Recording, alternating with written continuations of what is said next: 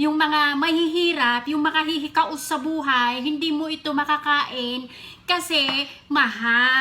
Kain! Kain tayo! Ito, meron akong malalaking hipon po dito. Kaso nga lang po, hindi mo ito kayang bilhin. Kasi nga, may mahal po ito. Hindi mo kayang kainin ito kasi mamahalin po ito. Kaya ako na lang ang kakain kasi afford ko naman. O, diba?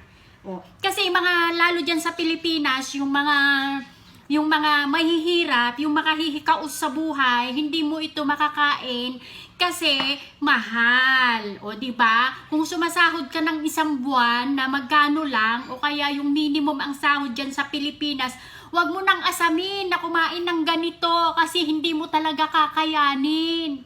Kasi nga hindi mo kaya yung presyo, biruin mo 500 600, 700, 800 ang isang kilo dyan sa Pilipinas. Tapos gusto mo pang kumain, wag na lang. Pumikit ka na lang kasi. Panoorin mo na lang akong kumain. Kasi nga nakabili ako. O, diba? O, halika, kain. Alam mo ba yung lasa nito? Masarap to. Kasi nga mamahalin. O, diba? May pera lang talaga ang kakain nito. Pero kung wala kang pera, wag mo nang asamin, wag mo nang pangarapin ng kumain ng ganito kasi pang social lang to mga ganitong pagkain, o 'di ba? O kain tayo. Niluto ko ito ng may butter. O, 'di ba? O titikman ko ah. 'Di ba? Ang sarap.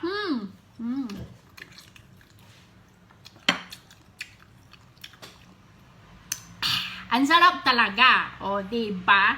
Kaso nga lang, syempre, yung sinabi ko nga, kung hikaos ka sa buhay, wag ka nang bumili. Kasi masisira ang budget mo. Kasi pag bumili ka ng 1 kilo neto dyan, naku po, wala ka ng pangkain ng 1 linggo. Kasi ang budget lang ng isang kilo neto, panggastos ng mga mahihirap ng 1 linggo. O hindi naman, hindi pa. Kulang pa, di ba? Kaya yung presyo ng 1 linggo neto, anong presyo ng 1 kilo neto, panggastos na ng mahihirap ng 1 linggo. O biruin mo, mag-a-adjust ka ba ng 1 linggo mo para lang sa 1 kilo neto? O, diba? Kain tayo. May pambili kasi ako, kaya ako nakabili.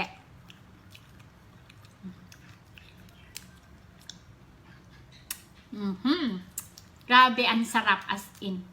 Ha? As ang dami pa.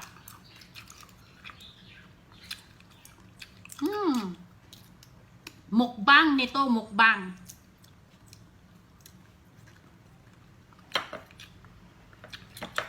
Mahirap dyan, pikit na lang. Kasi nga, hindi mo alam ang lasa nito. Hindi mo alam ang lasa nito kasi hindi mo pa nasubukang kumain. Kasi nga, wala kang pambili. O, diba? Sarap. Mainit. Ang presyo pati nito, makakabili na ng kalahating kabang bigas, o 'di ba?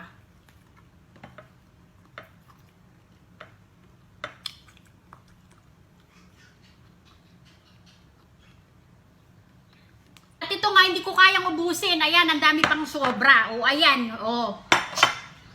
Hindi ko talaga siya kayang ubusin.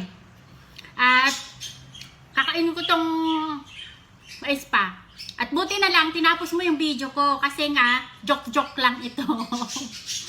Alam ko kasi yung realidad na hindi natin kayang bilhin kasi nung umuwi po ako dyan sa Pilipinas, gustong-gusto namin kumain ng ganito, pati yung crab na malalaki. Pero hindi po namin afford, hindi namin kayang bumili. Kaya hindi ko natikman sa Pilipinas ito. Dito ko lang natitikman kasi may budget si Amo. Yung binili ko kasi nito is $30 lang. Ang dami na. Oh, hindi ko kayang ubusin yung $30. Oh. Diba? Eh may pambili kasi, may market money. Hindi ko pera yung binambili ko kasi kung pera kung din ang pambili ko nito, hindi ko rin kaya. Na-prank kita, no?